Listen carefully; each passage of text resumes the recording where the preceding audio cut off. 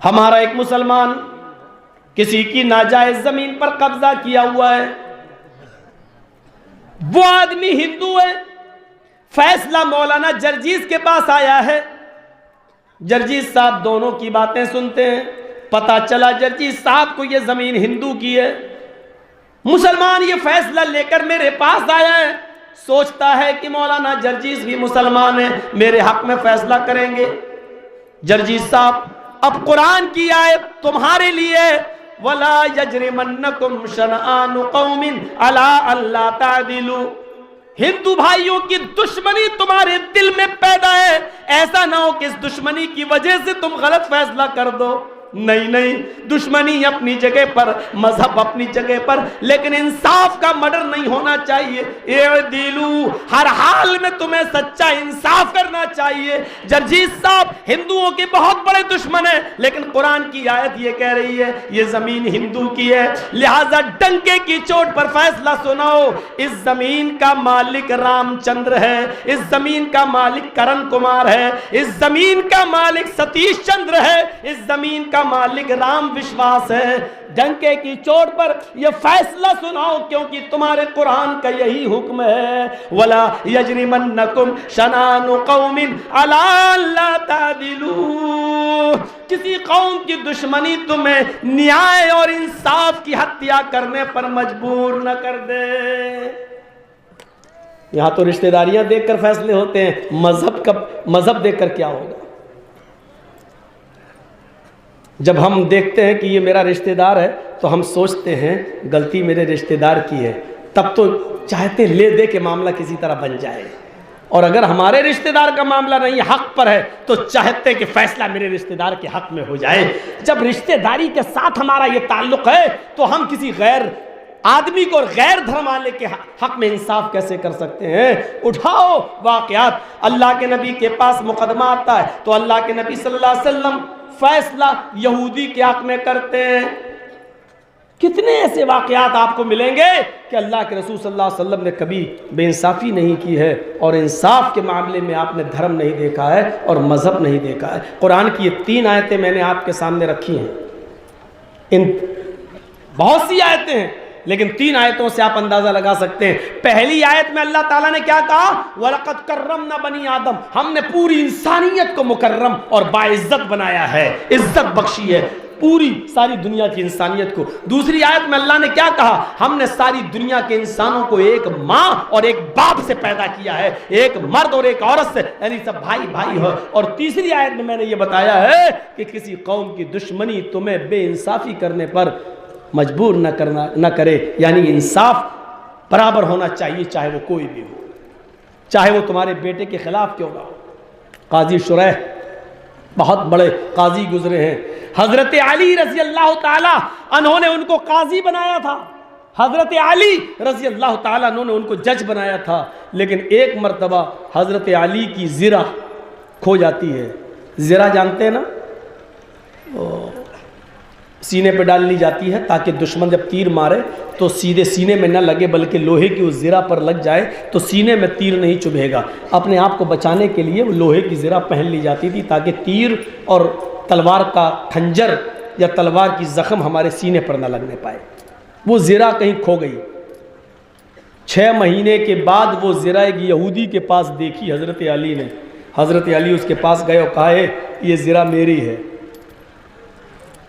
اس نے کہا اے علی، اور علی کون ہے؟ Chief minister. علی کون ہے؟ امیر المومنین، پورے علاقے کے امیر۔ اور کیا کہہ رہے ہیں یہ زرہ میری ہے، اور وہ یہودی کیا کہہ رہا ہے؟ اے علی تم جھوٹ بول رہے ہو، یہ زرہ میری ہے۔ حضرت علی جھوٹ بول رہے ہیں؟ اس حضرت علی نے کہا یہ زرہ میری ہے، دیکھو انسانیت سے دے دو۔ اس نے کہا نہیں، یہ زرہ میری ہے، اگر تم اس زرہ کو اپنی زرہ کہتے ہو تو کورٹ میں، کچہری میں، عدالت میں تمہیں اس زرہ کو اپنی ثابت کرنے کے لیے دلیل دینا ہوگی۔ حضرت علی نے مقدمہ دائر کر دیا۔ قاضی کون ہے؟ شریح۔ اور جج کس نے بنایا؟ حضرت علی نے۔ سوچ رہے ہیں؟ خود جج بنایا حضرت علی نے، قاضی بنایا علی نے، اور مقدمہ دائر کون کر رہا ہے؟ حضرت علی۔ کس کے خلاف؟ ایک یہودی کے خلاف۔ یہاں تو تھوڑی سی لالچ دے دی جائے کہ اس مسجد و مندر کا فیصلہ میرے حق میں کر دو، ہم تمہیں راج سبھا پہنچا دیں گے، تو بہت جلدی فیصلہ ہو جاتا ہے۔ یہاں قاضی شریح حضرت علی کے بنائے ہوئے جج نے جو فیصلہ سنایا وہ حضرت علی کے خلاف سنایا، امیر المومنین کے خلاف سنایا۔ ایسی مثال نہیں مل سکتی۔ زی ہندوستان اور انڈیا ٹی وی اور زی نیوز ان واقعات کو بیان نہیں کر سکتے، کیونکہ ان کے باس جو ہڈی ڈالے ہوئے ہیں وہ چھین لیں گے۔ تم اسلام کی تعریف کر رہے ہو، اور کتوں کو ہڈی نہیں چھوٹتی ہے۔ حضرت علی نے مقدمہ دائر کیا، یہودی کے پاس نوٹس پہنچتا ہے، حضرت علی نے تمہارے اوپر مقدمہ دائر کیا ہے، تمہیں کورٹ میں، کچہری میں، عدالت میں آنا پڑے گا۔ یہودی اپنی تاریخ میں کورٹ پہ پہنچتا ہے، اس کٹگھرے میں حضرت علی کھڑے ہیں اور اس کٹگھرے کے اندر یہودی کھڑا ہے۔ حضرت علی کو حکم ہوتا ہے، بتائیے آپ مدعی ہیں، دعویٰ آپ نے کیا ہے، کیا میٹر ہے آپ کا؟ حضرت علی نے کہا کہ میں نے اس کے پاس زرہ دیکھی ہے، وہ زرہ میری ہے، اور 6 مہینے پہلے وہ زرہ کھو گئی تھی، وہ اس یہودی کے پاس ہے، میں چاہتا ہوں کہ میری زرہ مجھے دے دی جائے۔ قاضی شریح پوچھتے ہیں، اے یہودی تم اپنی صفائی پہ کیا کہنا چاہتے ہو؟ یہودی کہتا ہے کہ امیر المومنین علی جھوٹ بول رہے ہیں، ان کو میری زرہ پسند آئی تو میری زرہ پر انہوں نے نیت خراب کر لی اور میری زرہ کو اپنی زرہ کہنے لگے ہیں۔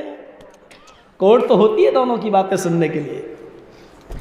اچھا، حضرت علی کو کہا جا رہا ہے میری زرہ دیکھ کر ان کی نیت خراب ہو گئی ہے۔ دیکھیے الزام کیسا لگ رہا ہے، لیکن تمہیں کچھ کہنے کا حق نہیں ہے۔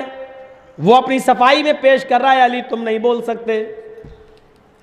اب قاضی شریح نے یہ نہیں کہا اتنا بڑا آدمی اور امیر المومنین کیوں جھوٹ بولے گا، بلکہ قاضی شریح نے دستور کے مطابق، لاء کے مطابق، قانون کے مطابق ایک نقطہ اٹھایا اور کہا، اے علی، امیر المومنین نہیں کہہ رہے ہیں کیونکہ کٹگھرے میں ایک مجرم کی حیثیت سے آئے ہو، امیر المومنین نہیں کہا جائے گا تمہیں۔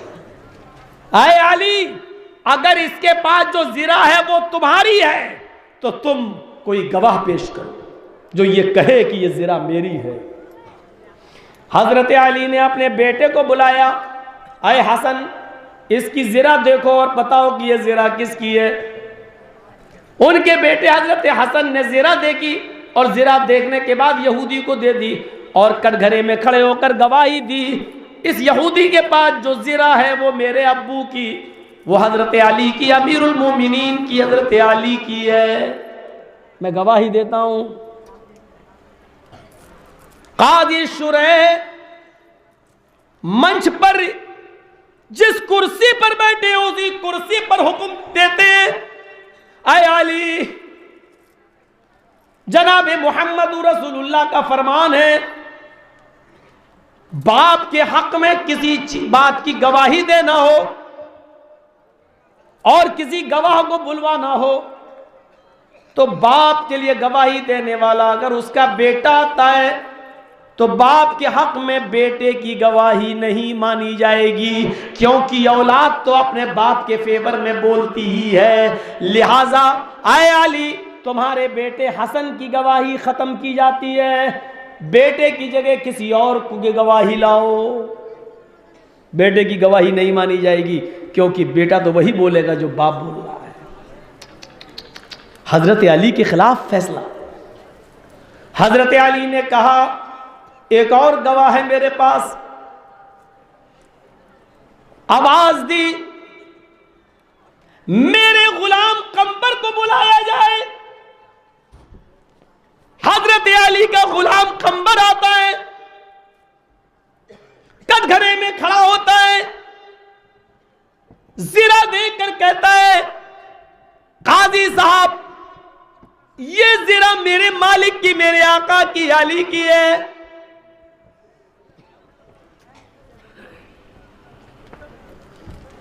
قاضی شریح غلام کی گواہی سنتے ہیں تو کہتے ہیں کہ تم کس کے غلام ہو؟ کہا حضرت علی کے۔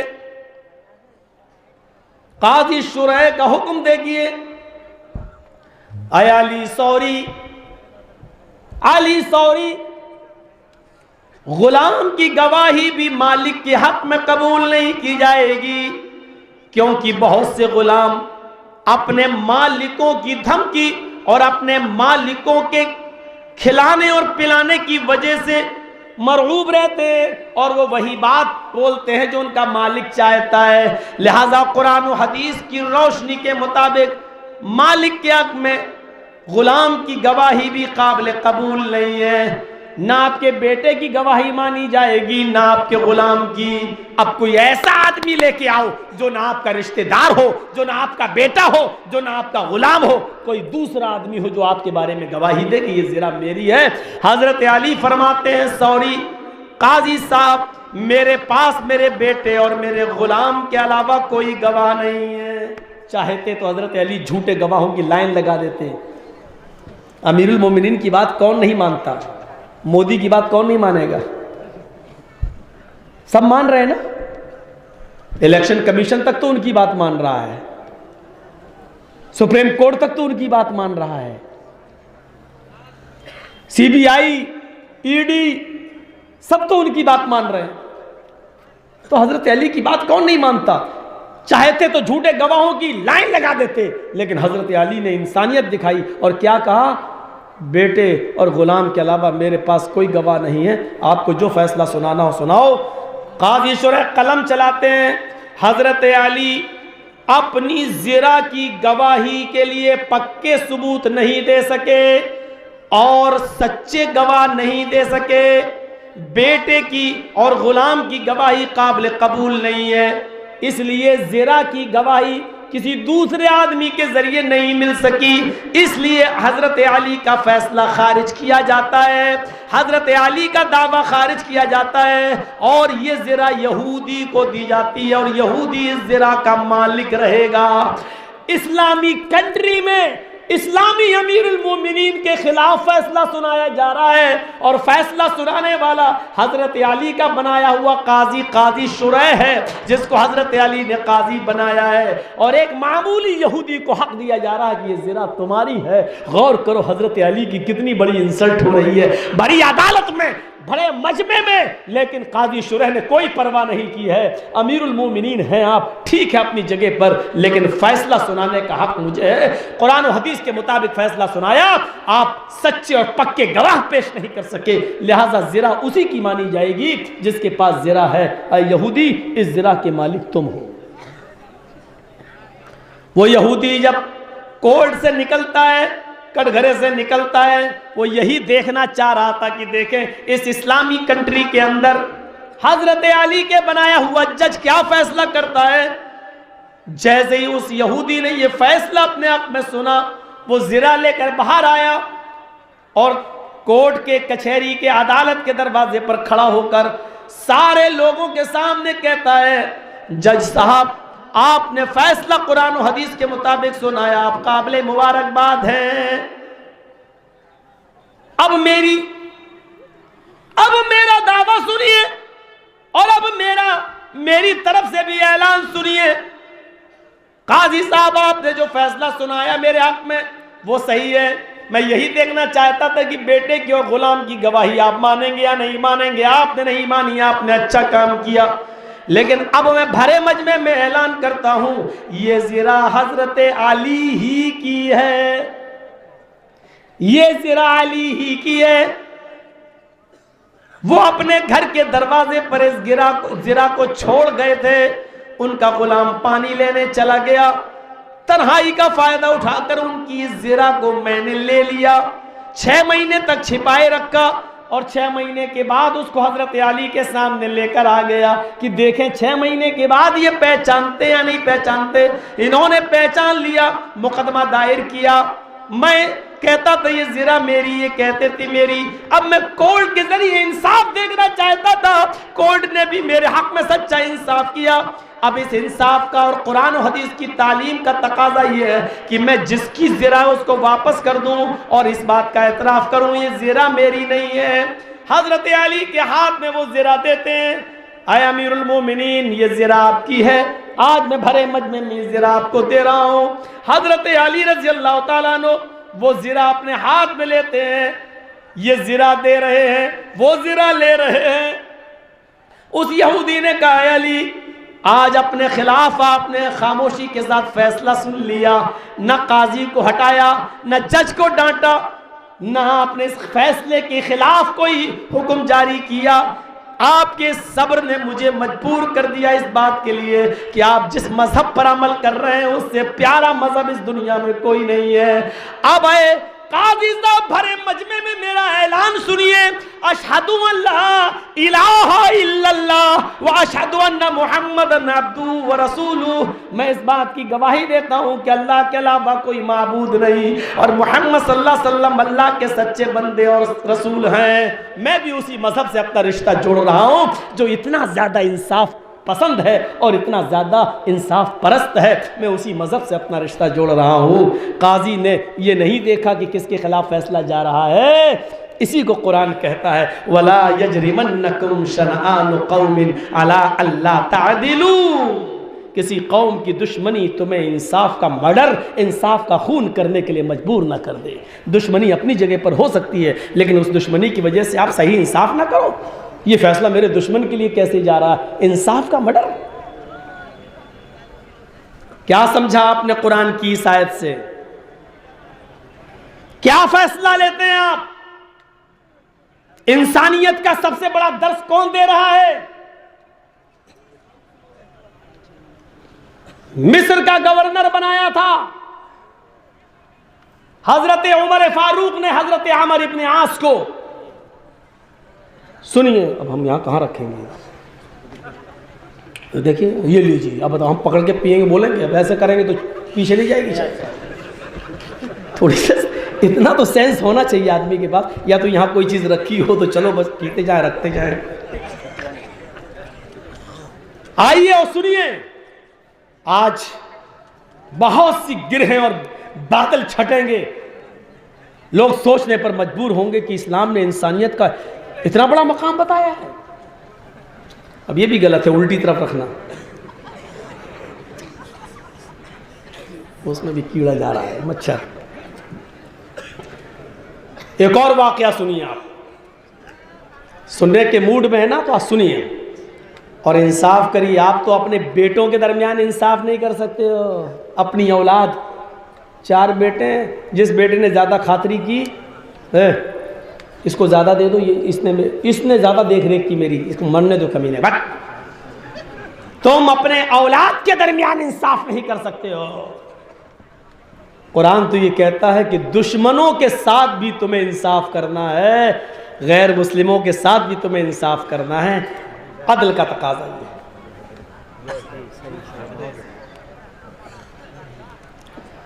مصر کا گورنر بنایا تھا. اور سنیے بڑا دلچسپ واقعہ, دل کانپ جائیں گے تمہارے, دل تھرا جائیں گے. ایسا انصاف. حضرت عمر فاروق نے مصر کا گورنر بنایا. کس کو؟ عمر ابن عاص. عمر ابن عاص کو. مصر کے اندر عمر ابن عاص کا بیٹا گھوڑا دوڑا رہا تھا اور اس نے نعرہ لگایا کیا مجھ سے بھی زیادہ تیز رفتار میں کوئی گھوڑا چلا لے گا؟ تو ایک یہودی بچہ تھا, چھوٹا بچہ. اس نے عمر ابن عاص کے بیٹے سے کہا آؤ مقابلہ کر لیتے ہیں. کہا آؤ کر لو. دونوں لوگوں کے گھوڑے ایک ساتھ چلے. 1 2 3 ہوا. دونوں کے ایک ساتھ گھوڑے چلے. یہودی بچے نے کسی طریقے سے ایکسپیرینس تھا, اس کو تجربہ تھا, اپنے گھوڑے کو ایک ایڑ لگائی اور گھوڑا اتنی تیز چلا کہ تھوڑی ہی دیر میں اس نے عمر ابن عاص کے بیٹے کے گھوڑے کو پیچھے کر دیا اور یہودی کا بیٹا گھوڑ دوڑ میں آگے نکل گیا۔ جب ریس ختم ہوئی تو عمر ابن عاص کا بیٹا نکلا، گھوڑے سے اترا اور اترنے کے بعد اس یہودی بچے کو ایک تھپڑ مارتا ہے، سر ہل گیا۔ وہ بچہ جانتا نہیں تھا یہودی کا یہ کس کا لڑکا ہے۔ اس نے کہا تم نے مجھے بیجا مارا ہے، آپ نے خود ہی کہا تھا کہ کون ہے جو مجھ سے آگے نکل جائے، مقابلہ ہمارے اور تمہارے درمیان برابر ہوتا ہے۔ پھر ہم گھوڑے کو لے کر آگے نکل گئے، تو اس پر آپ نے مجھے تھپڑ کیوں مارا ہے؟ آپ نے اکارڑ مارا ہے، بے وجہ مارا ہے، بلا سبب آپ نے مجھے مارا ہے۔ اس نے کہا چپ، ابھی ایک اور ماروں گا تمہیں تھپڑ۔ کہا ٹھیک ہے آپ مجھے مار سکتے ہیں، لیکن یہ مقدمہ میں امیر المومنین عمر ابن عاص کی عدالت میں لے کر جاؤں گا۔ جب اس نے عمر ابن عاص کا اس کے باپ کا نام لیا تو عمر ابن عاص کا بیٹا مسکرا کر کہتا میرا کچھ نہیں ہوگا، جاؤ مقدمہ دائر کر کے دیکھ لو، میرا باپ اس علاقے کا امیر ہے، میرا کچھ نہیں ہوگا، وہ امیر المومنین ہے۔ یہودی بچے نے سنا کہ جب اسی کا باپ امیر المومنین ہے تو شاید وہ اپنے بیٹے کی حمایت کرے گا اور مجھے انصاف نہیں دے پائے گا، اس لیے معاملہ خاموش رہا، معاملہ دب گیا۔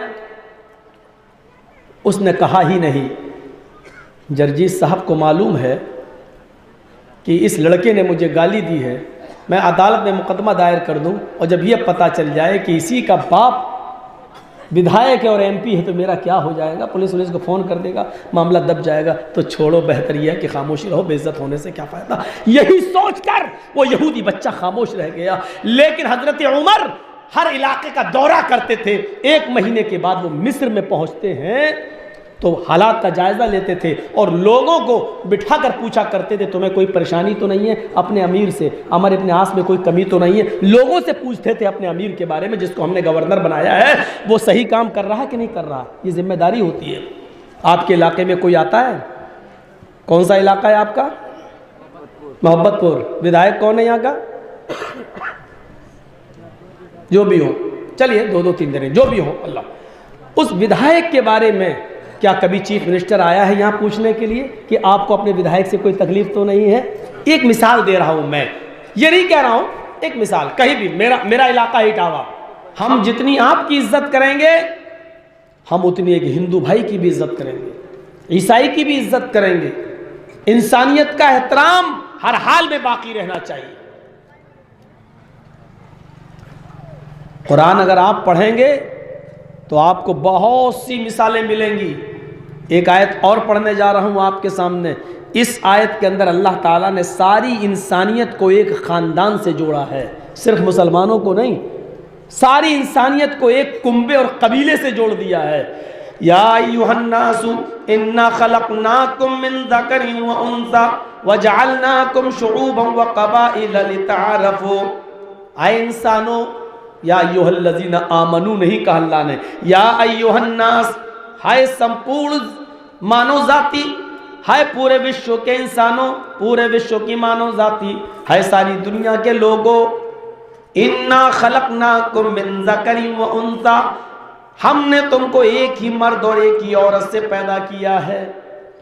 تمہارا باپ ایک ہے، تمہاری ماں ایک ہے، تمہارے باپ آدم ہے، تمہاری ماں حوا ہے، تمہارے باپ آدم ہے، منو ہے، آشو ہے، اور تمہاری ماں ہیوتی ہے، شتروپا ہے، تم ایک ہی باپ کے اور ایک ہی ماں کے بیٹے ہو۔ اس سے بڑی انسانیت کا درس کون سا مذہب دے گا جس میں ہندو، مسلمان، سکھ اور عیسائی اور دنیا میں رہنے والے ہر مذہبی انسان کو، خواہ وہ کسی بھی دھرم سے تعلق رکھتا ہو، وہ کسی بھی رب کو پوجتا ہو، وہ کسی بھی خدا کی عبادت کرتا ہو، اس نے اپنا رب اور اپنا معبود کسی کو بھی بنا لیا ہو، لیکن ہمارے رب نے اس کو ایک ہی باپ اور ایک ہی ماں کی سنتان کہا ہے۔ یعنی تم سب آپس میں بھائی بھائی ہو، کیونکہ تمہارا باپ ایک ہے، تمہاری ماں ایک ہے، ایک خاندان سے جوڑ دیا ہے۔ تم اس کو اپنے خاندان سے جدا نہیں، مذہب الگ ہو سکتا ہے لیکن تمہارا خاندان الگ نہیں ہے۔ وَجَعَلْنَاكُمْ شُعُوبًا وَقَبَائِلَ، ہم نے تمہارے شعبے اور قبیلے بنا دیے ہیں، ہم نے تمہیں شعبوں اور قبیلوں میں بانٹ دیا ہے، اس لیے نہیں کہ کوئی تم سے یہ کہے کہ میں تم سے بڑا ہوں، کوئی یہ کہے کہ میں تم سے چھوٹا ہوں، نہیں، تم میں کوئی بڑا نہیں، کوئی چھوٹا نہیں ہے، ہم نے یہ کنبے، یہ قبیلے، یہ خاندان میں تمہیں اس لیے بانٹ دیا ہے لِتَعَارَفُوا، تاکہ تم ایک دوسرے کو پہچان سکو۔ قرآن کریم کی یہ آیت منس مرتی کے اس منتر پر تھپڑ مار رہی ہے جو یہ کہتی ہے کہ برہما نے اپنے منہ سے برہمن کو پیدا کیا، برہما نے اپنے ہاتھوں سے چھتری ٹھاکر کو پیدا کیا، برہما نے اپنی ران سے ویش کو پیدا کیا، برہما نے اپنے پیروں سے شودر کو، ہریجن کو، نیچی ذاتی کو، بیک ورلڈ کو، شودر کو اپنے پیروں سے پیدا کیا، لہذا ہریجن کو، شودر کو، نیچی ذاتی والے کو گیان علم حاصل کرنے کا ادھیکار نہیں ہے، وید پڑھنے کا ادھیکار نہیں ہے، لہٰذا اگر کوئی ہریجن، کوئی شودر وید پڑھ لے تو اس کی زبان کاٹ ڈالو، وید سن لے تو اس کے کانوں میں تانبا سیسا پگھلا کے ڈال دو، اور اگر یہ شودر نیچی ذات کا آدمی کسی برہمن کی لڑکی پر اگر غلط نظر ڈال دے تو اس شودر کی آنکھیں نکال لو، اس کی آنکھیں پھوڑ دو۔ راجہ بننے کا ادھیکار صرف برہمن کو ہے، شودر کو نہیں، کیونکہ اس کو برہما نے اپنے پیروں سے پیدا کیا ہے۔ یہ منس مرتی کے اس منتر پر قرآن کی آیت تھپڑ مار رہی ہے اور بتا رہی ہے کہ انسانیت کا سب سے بڑا درس اور سبق اور پاٹھ اور لیسن اگر کسی نے پڑھایا ہے تو وہ اسلام نے پڑھایا ہے۔ ہم نے قرآن کی آیت بھی رکھ دی اور ہندو دھرم کا منتر بھی، فیصلہ آپ کے سامنے ہے، بتائیے انسانیت کا درس سب سے زیادہ کہاں مل رہا ہے؟ ایک طرف ہندو دھرم کہتا ہے برہما نے اپنے منہ سے برہمن کو، ہاتھوں سے چھتری کو، ران سے ویش کو اور پیروں سے شودر کو پیدا کیا، یعنی کوئی برہما کے منہ سے، کوئی ہاتھوں سے، کوئی ران سے، کوئی پیروں سے پیدا ہے۔ یہاں قرآن کیا کہتا ہے؟ نہیں، تم لوگوں میں سے کوئی نہ منہ سے پیدا ہے، نہ ہاتھوں سے پیدا ہے، نہ ران سے پیدا ہے، نہ پیروں سے پیدا ہے، بلکہ یا ایھا الناس انا خلقناکم من ذکر و انثی وجعلناکم شعوبا وقبائل لتعارفوا۔ ہے مانو ذاتی، ہے منشیو، ہے انسانوں، ہم نے تم کو ایک ہی مرد اور ایک ہی عورت سے پیدا کیا ہے، تمہارا باپ ایک ہے، تمہاری ماں ایک ہے، تم سب آپس میں بھائی بھائی ہو، ہم نے تمہارے شعبے قبیلے برادریاں ذات بنائی ہیں، لیکن ایک دوسرے کو ایک دوسرے پر بڑا ہونے کا حق نہیں ہے، کوئی کسی سے بڑا اور چھوٹا نہیں ہے، سب برابر ہو۔ ان کرمکم عند اللہ اتقاکم، اللہ کی نظر میں اوپر والے ایشور کی درشٹی میں بڑا وہ ہے جو اوپر والے سے سب سے زیادہ بھے بھیت ہوتا ہے، جو اللہ سے سب سے زیادہ ڈرتا ہے، جو اللہ سے سب سے زیادہ ڈرتا ہے وہی سب سے بڑا ہے، بس اور کوئی بڑا نہیں ہے، اللہ سے ڈرنے والا سب سے بڑا ہے۔ یہ قرآن کہہ رہا ہے، ایک خاندان سے جوڑ دیا ہے، ایک قبیلے سے جوڑ دیا ہے، کنبے سے جوڑ دیا ہے کہ کوئی بھی دھرم کا آدمی اگر تمہارے پاس آ جائے تو یہ سمجھنا کہ اس کا دھرم تو الگ ہو سکتا ہے، اس کا رب تو الگ ہو سکتا ہے، اس کا خدا تو الگ بنایا ہوگا، لیکن یہ ہمارا بھائی ہے، باپ اس کا وہی تھا جو میرا ہے، ماں اس کی وہی تھی جو میری ہے۔ ایک خاندان سے جس نے سارے دھرموں کو جوڑ دیا ہو، اس سے زیادہ انسانیت کا درس کون سا دھرم دے سکتا ہے؟ کبھی کبھی ہم جیسے لوگوں کو بلایا جانا چاہیے ٹی وی ڈیبیٹ پر، تاکہ بتایا جا سکے انسانیت، انسانیت کا گلا پھاڑ پھاڑ کے تم چلا رہے ہو انسان انسان انسان، سب سے بڑا دھرم انسان۔ آؤ میں بتاؤں کہ سب سے بڑا دھرم انسان ہے، اور اس بات کو بھی اگر کسی نے بتایا ہے تو اسلام نے بتایا ہے۔ تم ہمیں بتاؤ گے جو برہمن کو برہما جی کے منہ کی پیداوار مانے اور شودر کو، ہریجن کو برہما کے پیروں سے پیدا ہونے والا مانے، وہ ہمیں بتلا رہے ہیں کہ انسانیت کیا ہے، وہ ہمیں سبق دے رہے ہیں کہ انسانیت کیا ہے، وہ ہمیں بتلا رہے ہیں کہ مانوتا اور انسانیت کیا ہے۔ مانوتا اور انسانیت سیکھنا ہو تو ہم سے سیکھو. ہمیں اسلام نے بتایا ہے کہ انسانیت کسے کہتے ہیں. ہمارا دھرم ہمیں بتلاتا ہے, انسانیت کی ایک جیتی جاگتی تصویر ہمیں دیتا ہے.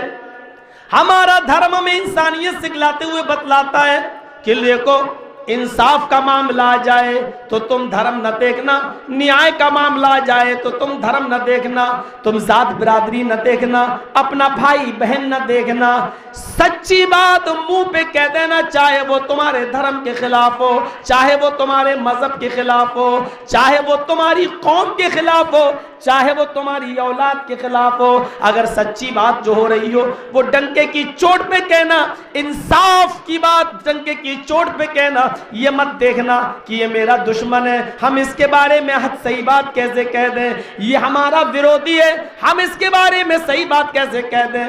نہیں, قرآن ہمیں درس دیتا ہے, قرآن ہمیں پاٹھ پڑھاتا ہے. وَلَا يَجْرِمَنَّكُمْ شَنَآنُ قَوْمٍ عَلَىٰ أَلَّا تَعْدِلُوا اعدلوا هو اقرب للتقوی.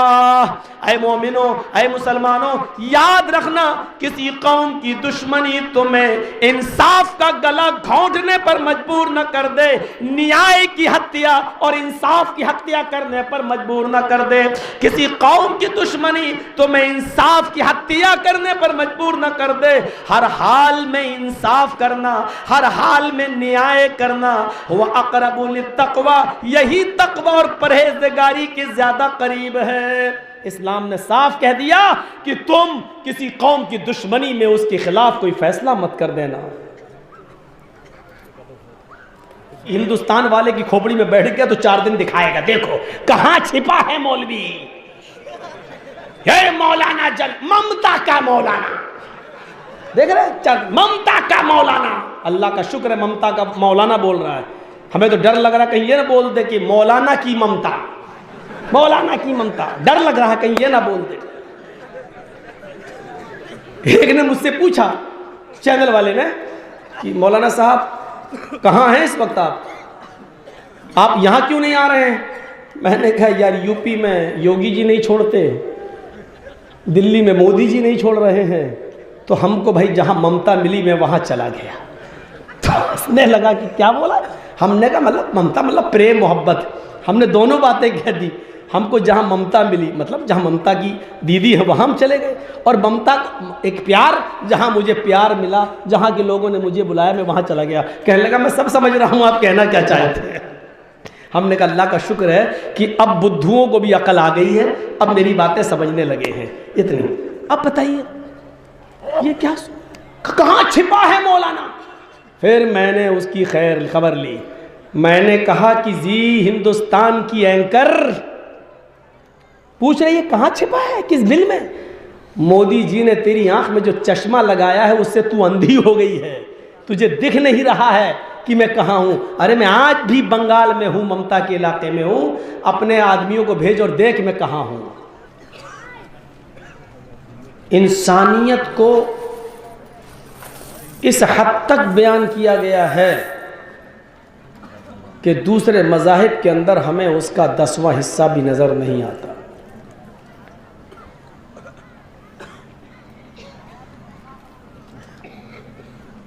قرآن کریم انسانیت کی تکریم کرتا ہے. اللہ تبارک و تعالیٰ نے قرآن کریم کے اندر ایک جگہ ارشاد فرمایا وَلَقَدْ كَرَّمْنَا بَنِي آدَمَ وَحَمَلْنَاهُمْ فِي الْبَرِّ وَالْبَحْرِ وَرَزَقْنَاهُمْ مِنَ الطَّيِّبَاتِ وَفَضَّلْنَاهُمْ عَلَى كَثِيرٍ مِّمَّنْ خَلَقْنَا تَفْضِيلًا.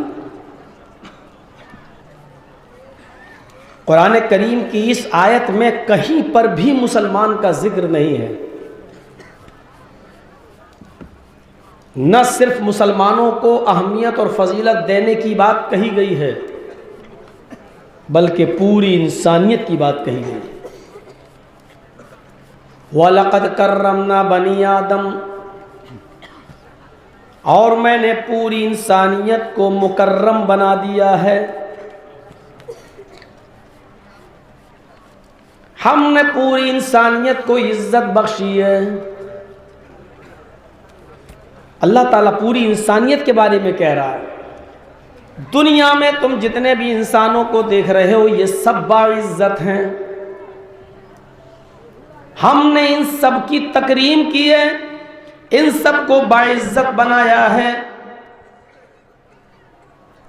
وَحَمَلْنَاهُمْ فِي الْبَرِّ وَالْبَحْرِ, اور پوری انسانیت کو ہم نے خشکی میں اور تری میں سوار کیا ہے, اٹھایا ہے ہم نے. خشکی میں تم گھوڑوں پر بیٹھ کر سفر کرتے ہو, زمین پر تم مختلف قسم کی سواریوں پر سفر کرتے ہو, اونٹ کا سفر, گھوڑوں کا سفر,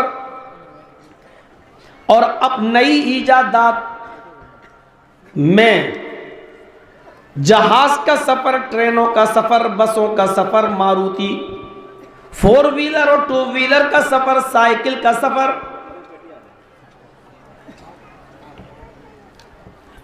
اور سمندر کے اندر بھی تم سفر کرتے ہو, کشتیوں میں بیٹھ کر سفر کرتے ہو, شپ پانی کے بڑے بڑے جہاز میں بیٹھ کر سفر کرتے ہو. ہم نے انسانیت کو عزت دی ہے اور ہم نے ان کو خشکی اور تری کے اندر, سمندر کے اندر سواریاں دی ہیں, ہم نے ان کو سوار کیا ہے. وَرَزَقْنَاهُمْ مِنَ الطَّيِّبَاتِ, اور ہم نے ان کو پاکیزہ رزق دیا ہے. کھانے پینے کے لیے ہم نے جو رزق اتارا ہے ان کو پاکیزہ رزق دیا ہے. اور اس کے بعد کیا فرمایا اللہ تبارک و تعالی نے, اور ہم نے پوری انسانیت کو وَفَضَّلْنَاهُمْ عَلَىٰ كَثِيرٍ مِّمَّنْ خَلَقْنَا تَفْضِيلًا, دنیا میں ہم نے بہت سی مخلوقات جو پیدا کی ہیں, ان مخلوقات میں بہت سی مخلوقات پر ہم نے فضیلت دی ہے انسانوں کو. اللہ نے یہ نہیں کہا کہ ہم نے ساری انسانیت میں انسانوں کو ساری مخلوقات میں سب سے افضل بنایا ہے, اس لیے یہ کہنا غلط ہوگا کہ اشرف المخلوقات ہے انسان. لیکن یہ کہا اللہ تعالیٰ نے ہم نے سب سے مخلوقات جتنی بھی پیدا کی, ہم نے بہت سی مخلوقات میں انسان کو افضل بنایا ہے, یہ عزت دی ہم نے. دیکھ رہے ہیں انسانیت کی تکریم, انسانیت کا درس, انسانیت کا سبق سیکھے کوئی میڈیا والا اسلام سے. ہندو مسلمان کی قید نہیں ہے. جب عزت کی بات آئی, تکریم کی بات آئی, تو اللہ نے کیا کہا وَلَقَدْ كَرَّمْنَا بَنِي آدم, ہم نے پوری بنی آدم کو, پوری انسانیت کو, آدم کی ساری اولاد کو ہم نے باعزت بنایا ہے. تکریم, عزت کی ہے ان کی, باعزت بنایا. ساری انسانیت باعزت ہے. ہم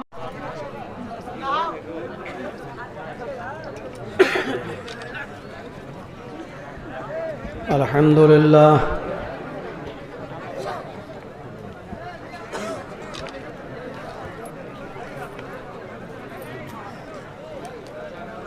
الحمدللہ نحمدہ ونستعینہ ونستغفرہ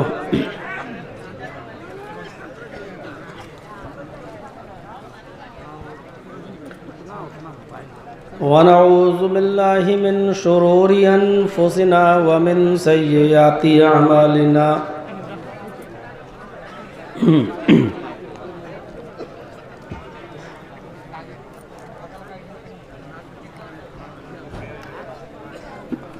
من يهده الله فلا مضل له ومن يضلل فلا هادي له.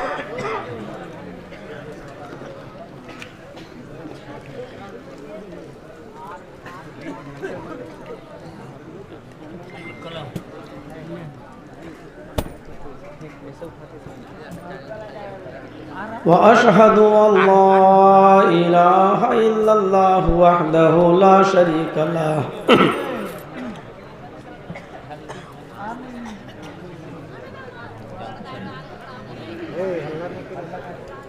وأشهد أن محمدًا عبده ورسوله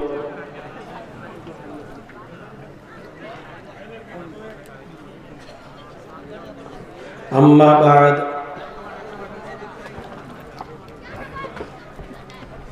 فإن خير الحديث كتاب الله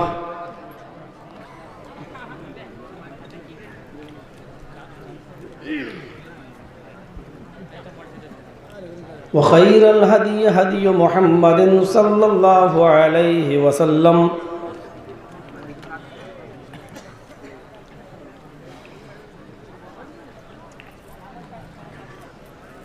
وشر الأمور محدثاتها وكل محدثة بدعة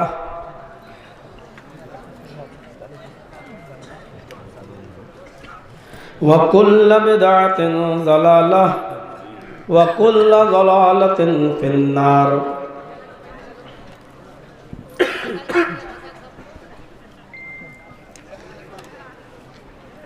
أعوذ بالله من الشيطان الرجيم.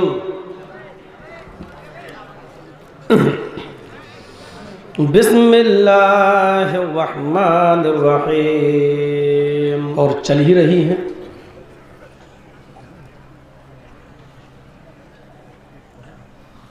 کچھ لوگ ماحول کو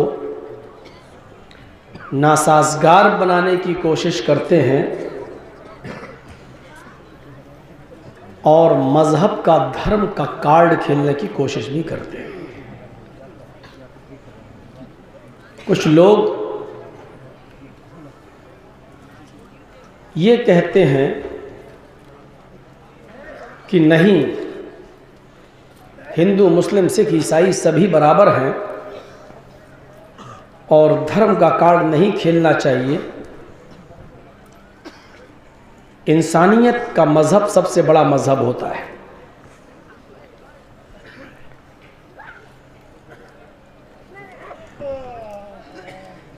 میری ناقص رائے کے مطابق جہاں تک میں سمجھتا ہوں کہ یہ بات کوئی غلط نہیں ہے کہ ہمیں انسانیت کا دامن کبھی نہیں چھوڑنا چاہیے.